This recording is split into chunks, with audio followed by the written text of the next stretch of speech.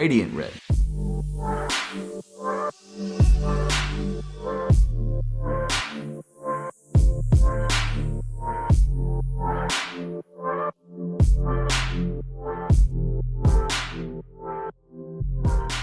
Thanks so much for tuning in today. Make sure to hit that subscribe button down below if you haven't yet and you want to see more content just like this. And also make sure to give me a follow on Instagram and on Twitter at RealSethFowler. But getting into the video, this release for me has been a long time coming. This has been a shoe that I've been looking forward to since pretty much 2015 when the last retro released. The Air Max 90 has always been one of my favorite Air Max silhouettes, and I always love the OG colorway. And so every time that this shoe re-releases, I've got to grab a pair. And as you can tell, my last pair from 2015 has been heavy in rotation for the last 5 years, and it's one of the only shoes that I've worn almost every day of the week that I haven't gotten rid of. So obviously today was kind of a special day for me because I finally have that replacement. In fact, I went to the mall this morning and picked it up. So the Air Max 90 Infrared originally released back in 1990, which was 2 years before I was born, and when this shoe first released, it was actually dubbed the Air Max 3. The reason for that was obviously that it was the third Air Max silhouette, but over the years, the shoe became known as the Air Max 90, which was also the year that it released. And the reason this shoe is retroing now is because 2020 is the 30th anniversary of the Air Max 3 or Air Max 90. The 2020 Infrared Air Max 90s released today on November 9th for a retail price of $140.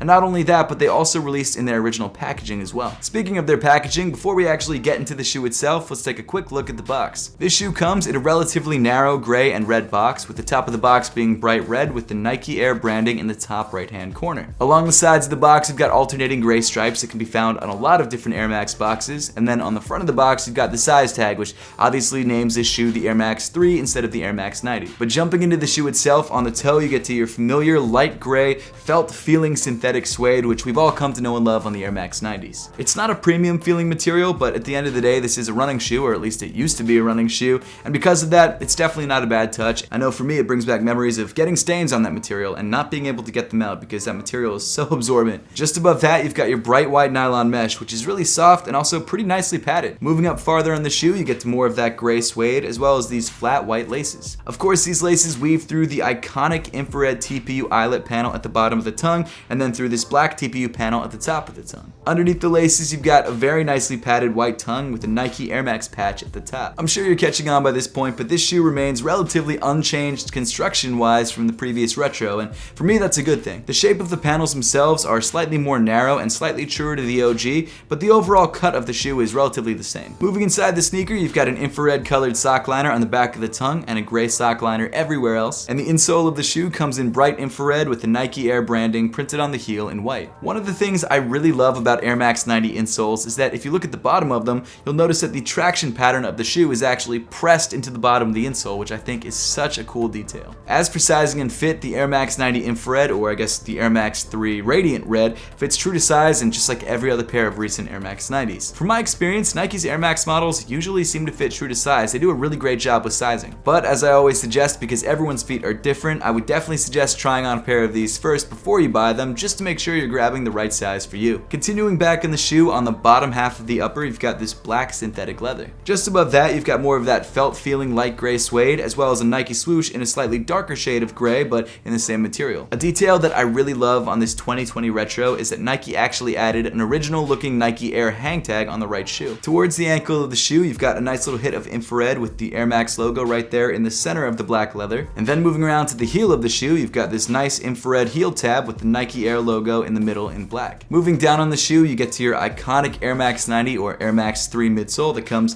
primarily in white with your infrared hit around the air unit. Then finally moving to the bottom of the shoe, you've got this black rubber outsole with infrared hits around the midfoot and on the toe. The 2020 Nike Air Max 3 Radiant Red or Air Max 90 Infrared is one of my favorite retros of the year. Now to be honest with you guys, it's not really a big change at all. It's just a retro of the original shoe. They haven't made too many changes other than the packaging, the hang tag, and some very minor differences around the upper. But this is one of those timeless sneakers that no matter what decade this shoe releases in, it always looks modern and current. The Nike Air Max 90, and in particular the Nike Air Max 90 in the infrared colorway, is one of the most iconic shoes of all time. And as a sneakerhead, this is a sneaker that I really feel like like you should have in your collection. But with that, we pretty much wrap up the video for today. Now, I would love to know your thoughts on this sneaker and whether you grabbed one for yourself when they released this morning or whether you let this pair go. So make sure to let me know in the comment section down below. But as always, thank you so much for watching. Make sure to subscribe if you haven't yet, and I'll see you all in the next one.